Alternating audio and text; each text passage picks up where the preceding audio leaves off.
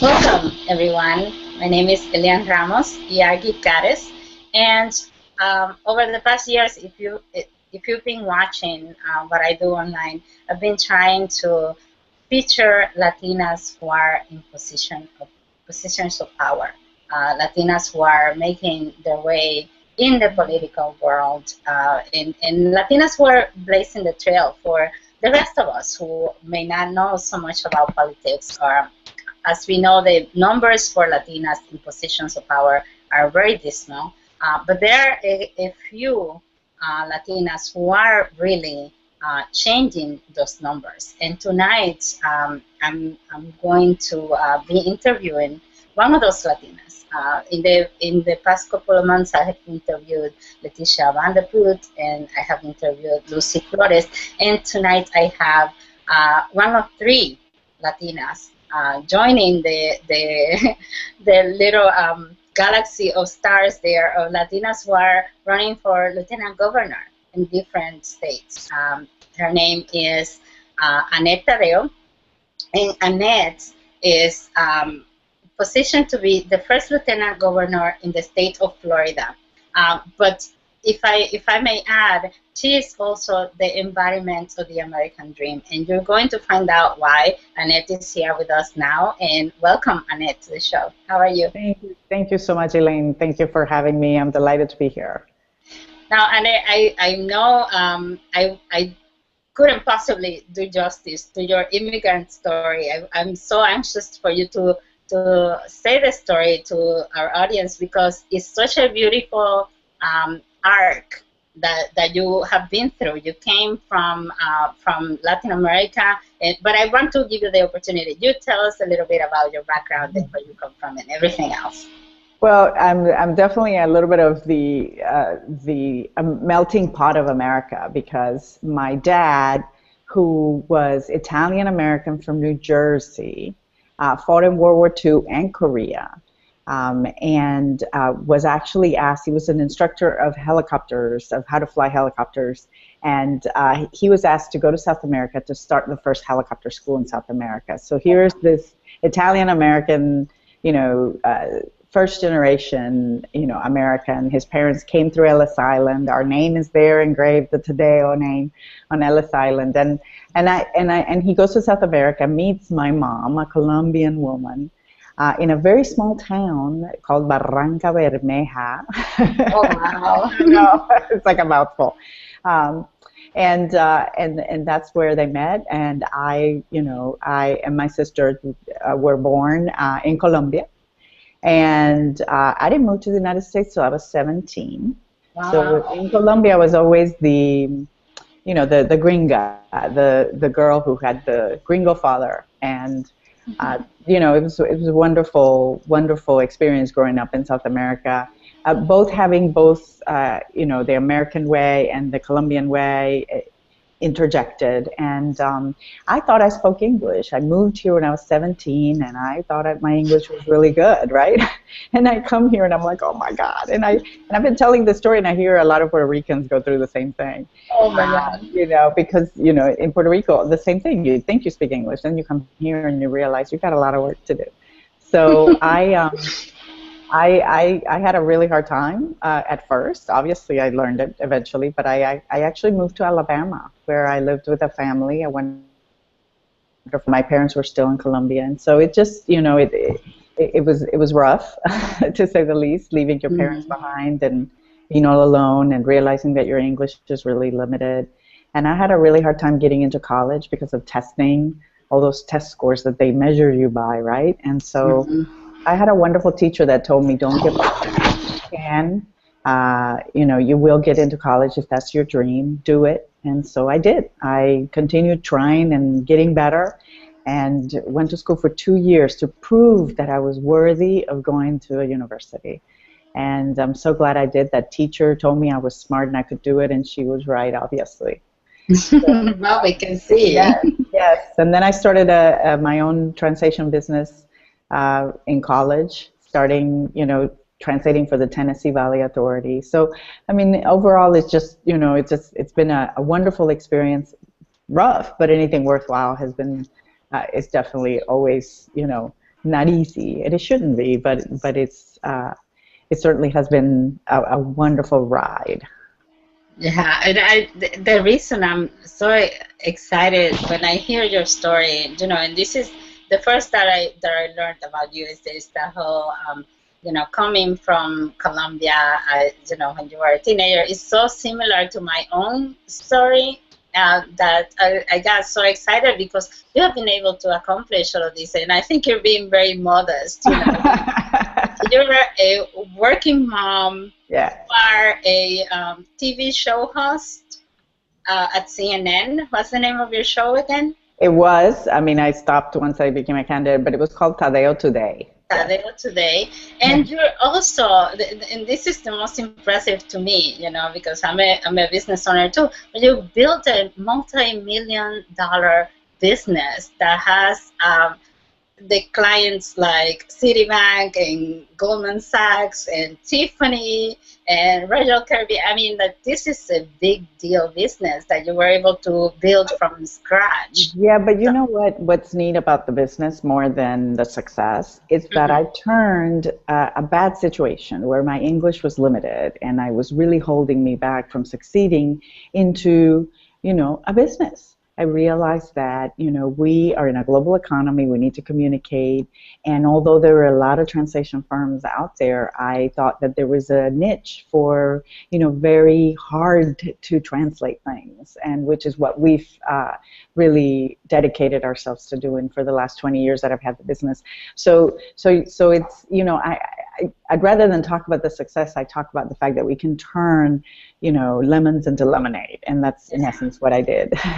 That's exactly the point, it's not like the gloating about it, but the fact that you reflect the story of so many people who come to this country with a dream and nothing more, and you have been able to build yourself out of all of this. So on top of everything else, you are now a candidate. You're about to make history as the first Latina Lieutenant Governor in Florida. And you're Latina to boot, on top of everything else, so you're a fabulous Latina. So you do embody the American dream. But how did you make the leap from all of these other things that you were doing before into politics, which is a whole other beast to deal with? Honestly, it started in college, of all places. As I told you, I went to school in Alabama, and I decided I was very active, and always have been active since I was a little girl, doing things to help everyone and to be a leader, to put things together so that we could be a better society. And in college, I ran for student government secretary. And that was my first election. And I will tell you, on the day of the election, it was when my real thrust into politics came in, because I had posters all over the school with my picture that said Annette Taddeo for secretary. And the day of the election, the secretary was crossed out. And all over the school, they said Annette Taddeo for deportation. So imagine I was, very young in college, and I had, been in South America where I was called a gringa. I never really had to, emigrate to the United States. I mean, obviously I did, but I didn't have to go through the hardship that so many people have to go through. I always say it's the only thing I have in common with Ted Cruz is that we were born American citizens, though we were born overseas. But, it was just a really hard lesson at a young age. But what I learned with that lesson that really broke my heart, and I lost that election, but I learned that it's really important for us to be active. We have so much to offer to the United States. The more diverse we are, the more Latinos are involved and have a seat at the table, the better we're going to be. And so I just decided to be successful and to make sure that I had something to offer and to help others get over the hatred and learn how great we are, and get over the hatred and the just the bad things that get us in trouble, and that just are not part of the American what in my opinion America's all about. It's about people from everywhere melting together and making it a great place that we witnessed. Yeah, wow, wow, this is such a powerful story. And how did, speaking of immigration and your brush with the whole deportation immigration thing, what are your thoughts on that issue? Because this is a very touchy issue right now. What do you think about Yeah. that? It shouldn't be a touchy issue. It's so sad that we are going through this situation where, we have an extreme right wing really holding the reins of what everybody in the country wants, which is comprehensive immigration reform. We were so excited when we saw that the Senate, had passed a bill that was bipartisan, and I just can't believe that it just got stalled. And so it's disappointing. It's really disappointing, and it shows how important it is for Hispanics to get out to vote, for Hispanics to get active in politics. I mean, look, when you don't have a seat at the table, you may be on the menu. So I think that we need to make sure that we have lots of seats at the table. Our voices are very important, and we need to push to make sure that that happens. And I'll be honest, I'm even disappointed with President Obama that he didn't use his pen. I know that he's said that he will use it later on. After the elections, I know that Charlie and I are both, my running mate, are both disappointed and wish that he would have, because it's obvious that that they're not interested in getting anything done. Yeah, yeah, exactly. And I'm going to continue in the same vein, because this is right now, this is kind of the topic du jour, right? So I have a question from somebody in the public. Her name is Alejandra Saucedo from Dreamers Moms. And I know that you met the Dreamers Moms not too long ago, because I saw the pictures on Facebook. Yeah. But her question is, if Christ and you win, how would you approach the issue of immigration, specifically the topic of driver licenses for the undocumented? This is something that is touching over 1 million people in the state of Florida. So what would be your answer to that? Well, we first of all are really disappointed that the current governor, which we're running against, vetoed the Dreamers driver's licenses. That was just not okay, and we think that. But I want to go further, and I will tell you that Charlie and I believe that we need to have driver's licenses for everyone. And it's not just because it's the right thing to do, and it's not just because I'm a Latina and I understand. It's also an economic issue. I mean, you have people driving without a license. Many of them have kids. It's just not right to always be worried that you're going to be stopped, that something's going to happen. We all know that they're here, and just because Washington is not acting doesn't mean we shouldn't act. In addition to that, our insurance for our cars is higher because we have to have uninsured motorist coverage, and since we know there's so many in Florida that are not insured, because if you don't have a license, you can't buy insurance. So overall, it's an economic thing to do as well for everybody else, but it's also the right thing to do for the immigrant community. And it's a safety issue. I could imagine, that driving around with people without licenses too. It's something concerning, especially for parents. So I am very glad that you are. So what kind of actions do you think, Charlie, and you would take as the state government? Well, we're going to do certain things. I mean, first of all, this is a state, the state of Florida has not taken Medicaid expansion money. So $51 billion that we have sent to Washington, we need to take that money. That is ours. But more importantly, I mean, it's about all those people that don't have health insurance. These are working Floridians, and the estimate is 1 million of them. Think about this. 1 million of them are not getting the money we sent to Washington so they can have the insurance, and they're working, but they can't afford the insurance. They don't make enough to buy it, but they're also not poor enough for the current Medicaid. We need to expand it so that we can cover them. But also, we shouldn't be playing politics with our money. And that's what we're doing. We're saying, oh, because of the politics of it all, we don't want to take it. That's silly. You're leaving people ill, which the rest of us pay when they have to go to the emergency room and get care, which is what ends up happening. I mean, it's just the whole thing is just mean spirited. It's what it is. So that's one thing. The other thing we want to do is we want to raise the minimum wage to $10.10 an hour. At least do it sort of like what President Obama did, where you start with your pen and enforcing it for the governor's purview of the governor's office. So we want to start that, and we believe that that would be really helpful to a lot of people in Florida. But our number one issue, honestly, is education. I wouldn't be here today if it weren't for education. And in the middle of the economic meltdown, Charlie Crist, who was the governor at the time and who is the one running for governor with me as his running mate for lieutenant governor, he made sure that education was still number one, even though the money was tough. It was tough times. He made sure that we fully funded education because we are nowhere without education. Fast forward to the current administration, Rick Scott, what he did is he held a Tea Party rally where he actually wanted to cut almost $4 billion. Billion, that's with a B. Wow. He ended up cutting $1.3 billion, which decimated our education, and we have felt it. I am, with an 8-year-old, she goes to public school. It's not right what we're doing, and we should put education first. And I will tell you, we don't have a funding issue. We have a priorities issue, and our priority should be education for our kids.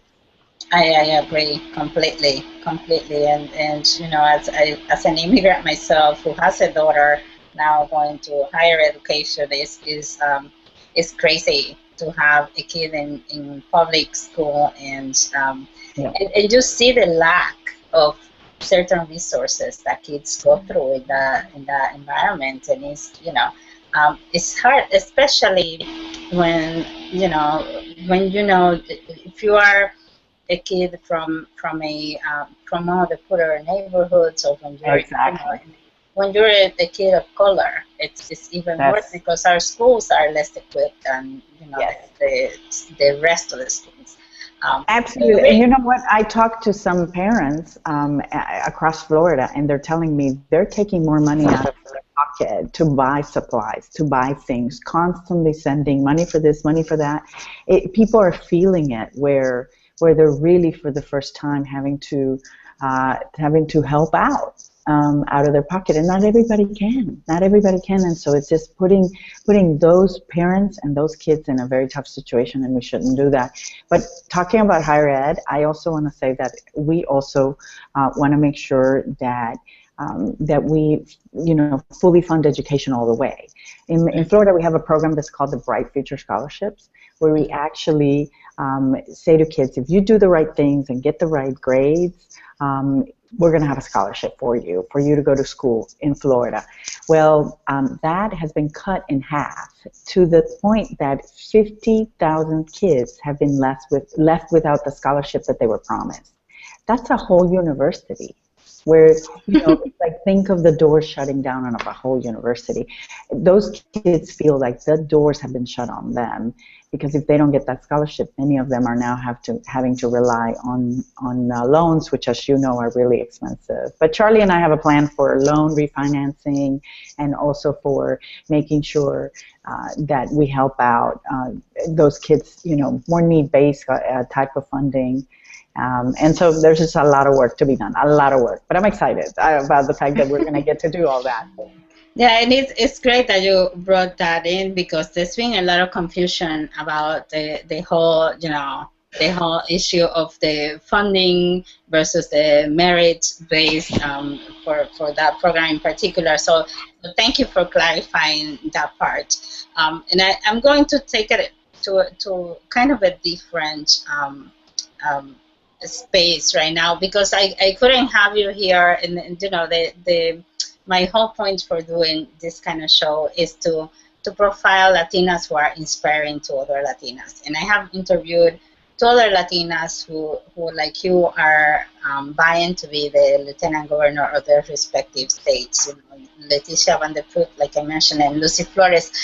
But in your case in particular, because you come from a place like Latin America, where it's Latin America is very peculiar, because we have elected women to be president, in different countries, in Argentina and Chile and in other countries. But at the same time, we have that pervasive chauvinism that, doesn't want to let go. And it's kind of changing now. But it would be great to see for somebody like you who has lived there and who came here, and you are now in the political world. What has been your experience in terms of what is the difference that you see between the way that women in politics are treated in Latin America and how women in politics are treated here?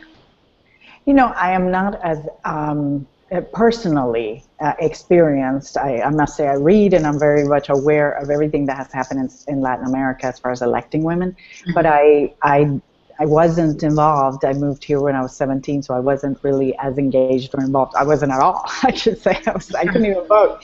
You are a kid. Yeah, exactly. But, obviously I do know about the culture and how exciting it is that even with the culture, we, in some of these countries, have elected women to the highest office of each country. That's great. In the United States, I will tell you, and I think that we still have such a long way to go. I mean, it has not been easy. It's definitely, it's still a good old boys world, I believe. And I think, it's, at least on the Democratic Party side where I've been a leader, definitely we go out of our way to try to encourage more women. I still, although I'm part of the Democratic Party, I will tell you, I don't think we do enough to encourage more minorities to be involved, to be active. And when it comes to the Hispanic community, I think we need to do so much more to encourage more of them to run. So here's the hard part. We're great on the issues for the Hispanic community, but we also need to have the voices of the Hispanic community at the table. And like I said earlier, if you're not at the table with a seat, you may be on the menu. And so I want to make sure that that doesn't happen to the Hispanic community. So I, for one, have encouraged other people to run. And even if they can't win, I say we got to get over this thing of you have to win every race. You know what? It takes time to learn how to fundraise, to learn how to talk to the media, to learn all these things that are part of politics. But if that is your dream, to serve the public, and if in the bottom of your heart you truly want to do this for the goodness of leaving, this earth a better place than when you got here, then I say do it, because we need more public servants and less politicians. Preach. This is exactly my point, and I think people are gonna get tired of me saying this every time that we have hang out with some people like you who are actually out there and you're playing the cards. You get into the deck and you do what you have to do, because it's really about that. It's about serving the public. Yeah. At the same time, Annette, and I understand not everybody is cut out, or not everybody wants to really be in the public eye or be in the same position, but there are many other ways to serve and to do your part. So knowing this, and especially in a state like Florida that is so diverse and so big, and so many different populations living there, what do you think is needed to get more people into the polls, especially in midterm elections when nobody wants to go out and vote? People don't forget or don't care or don't want to get involved. What do you think is needed so that our people get out there and vote? I think what's needed is for our communities to do the research and to listen to conversations such as this one. Look into the heart of the person that's running for office and make sure that they aren't just saying talking points, hiding behind a 30-second commercial, which is what's happening here in Florida. It's just you gotta understand what are not just what are the attacks, but what are you gonna do?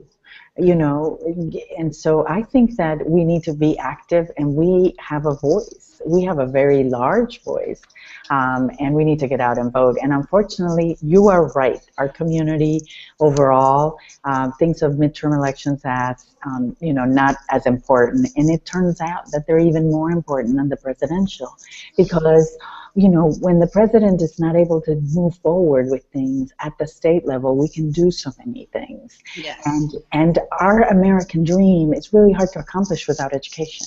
And, we need to make sure that we have governors that put education first, that put diversity, that see diversity as a plus, not as a minus, that don't see those people because of a different color or an accent as somebody different that shouldn't be here, but instead embraces us and says, oh my gosh, you have so much to offer. So these are the things that I say to people: make sure that that you get out and vote, and when you get out and vote, make sure that you're voting for people that actually care about you and about your betterment and your kids. Exactly. You just captured it beautifully, because especially for these elections in particular, the president is not on the ballot, and there is so much that so many issues that you can impact. I mean, you just said it about the driver licenses. Yeah. That is something that can help so many people, and it's something that can be done at the local level. And these are the elections for local level politicians, and so it's so important that we get out there.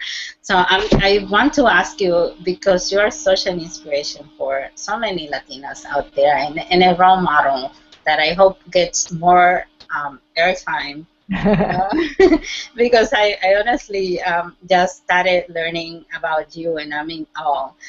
So I want to know, what would be your call to action for Latinos in general, but also for Latinas who may be thinking or may think that they want to get into politics, but maybe is scared or don't understand the process. What would be your message for them? Well, first, to the Latinas, call to action overall is just get involved, to get active. And I will specifically say Latinas are the fastest growing segment of small business owners. We're starting businesses at a faster rate than anybody else. But here's the thing: we get so consumed by the office and the sales and we got to grow and we got to do this and we got to meet payroll and we got, I've been there, I know. But the problem is you also got to pay attention to the bigger picture and the community and how all that affects your business and affects your family. And get involved. Don't just think, I do my thing, I make my money, and I go home. It really does affect you. And so, and we as women know that, are much more engaged in the kids and the school and how's it going and what's happening in the environment. Mm-hmm. Think about it. You gotta make sure that you pay attention. Who's protecting the water, the rivers, the beautiful land that we live in, to make sure that we have it for generations to come, and who's listening to scientists as to what we can do better, and who's thinking of what are the jobs of the future that are going to pay more money, and thinking ahead, forward kind of thinking for job creation. And equal pay. Yeah, well, in Florida, we've actually said that on day one we're going to use the pen. In Florida, we don't have, what we have is women making 83 cents on the dollar for every man. So Charlie and I came out and said, Charlie will use his pen, and absolutely from the first day say that is just not right. That is one of the things we want to do, in addition to many other things. But I do want to say something about the women and politics and running for office and public service. It's so sad to me. I ask women all the time, please run, please get active, get involved, especially Latinas.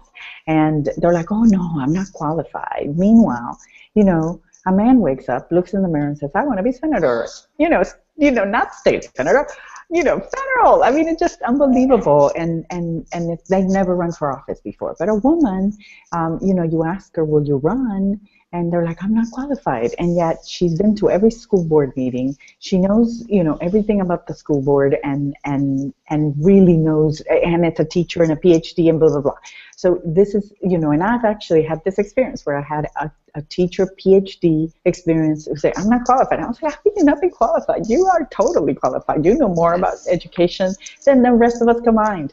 So again, these are the type of experiences that are just so, you know, frustrating. And also women worry about the negative attacks and all that stuff. But you know what? Again, if you're doing it for the right reasons and you really want to make the world a better place, if you want to help it move forward, you'd be surprised. It's so rewarding to be able to accomplish things.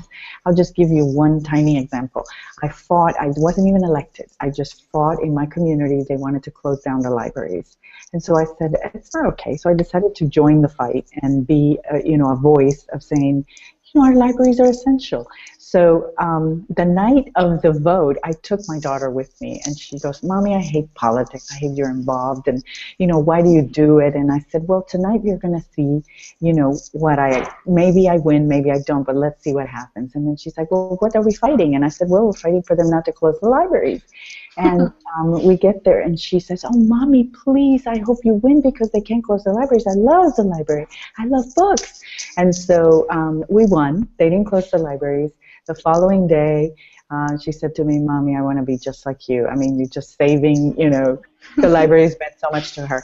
But it just, you know, and of course it meant a lot to me that she was now looking up to what I did. I bet you melted. Yes, because she understood that, you know, we're trying to make a difference and make, you know, everything better and have that voice. But it was important to have the voice of moms like me to say, oh, this is not okay. Let's get our priorities straight on this budget thing. Right, exactly. So how can people support your campaign and what you're doing in Florida? Oh, okay. Well, like I said, I'm Charlie Crist running mate for Lieutenant Governor. He actually asked me to be his running mate, which I'm delighted to be, because we're the people's team, and he's always been the people's governor. So I do have Smart guy. I know, very. He's surrounded by women. It's great. So he has. We have a bit.ly. So bit.ly/support. All lowercase, and then Annette. The A is capital and everything else lowercase. Annette, which is Annette. Very nice. And I think the link should be on screen. I also have the link to the main page where there's a fabulous video where Charlie Crist is saying beautiful things about Annette, and you know, and it's all so exciting to see you, you know, and to see like your whole life, you know, the whole arc of your life, and where you have been able to, the things that you have been able to accomplish, and how much of an example you are for everyday immigrants. You know, sí se puede. We can do so many things. We just imagine what, you know, I mean, this is the fight to get elected, but imagine what we're going to be able to do with that seat at the table and that voice at the table that is so important. And in a state like Florida, where it's just, you know, they say where Florida goes, the rest of the country goes. So it does affect everybody else in other places. So, but thank you so much for the opportunity. I really appreciate it. I'm proud of you and all that you're doing to communicate with everyone, especially with, you know, new media. Beautiful. Thank you so much. That means a lot to me. And I am so grateful to you. Thank you so much for coming on the show tonight. I love the message of your life. You know, you have a beautiful message. If you want to make a change, just get out there and do it yourself. And that is the message that I want to leave you all with today. Thank you so much, Annette, for being here. Thank you all for watching.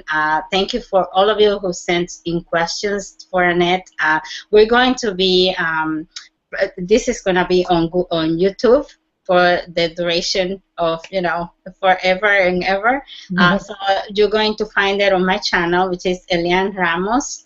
And AKA Geek. So you're going to find that on YouTube. We're going to be promoting it everywhere for forever and ever.